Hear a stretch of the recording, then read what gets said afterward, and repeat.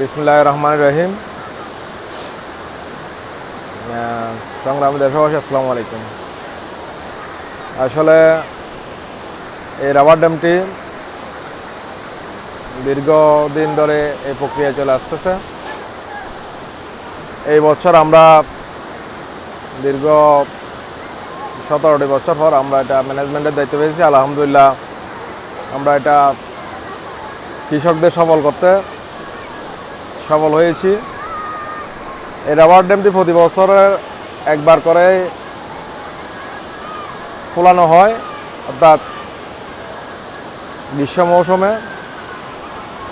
তো এই রাবার ড্যামের আন্ডারে প্রায় 1000 কানি, অর্থাৎ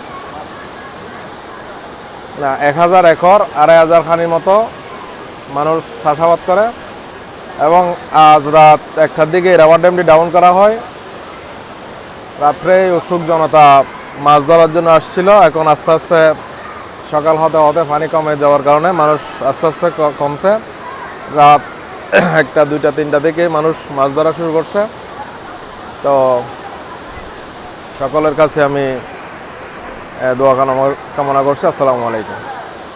আসলে জিনিসটা দুইভাবে দেখা হচ্ছে। গত বছর চাইতে এবছর মাছ কম পাওয়া যাচ্ছে। একটা হচ্ছে যে বৃষ্টি হয় না, আর একটা হচ্ছে যে আমরা কিছুদিন আগে এই যে রাবার ড্যামের উপর দিয়ে পানি পড়ার সময় কিছু মৃত মাছ দেখা গেছিল। তো আসলে তো আমরা জানি না উপরে নাকি মাছের ওষুধকে মেরে ফেলা হয়েছিল, এরকমই শোনা যাচ্ছে। মানে মরা মাছ এদিকে এসে ব্লগের মধ্যে বাসছে, এবং এদিকে কিনারায়ও দেখা গেছে যে কিছু কিছু মাছ মারা গেছে। আসলে এটা কোথায় কিভাবে হচ্ছে, কেন হচ্ছে সেটা জানি না।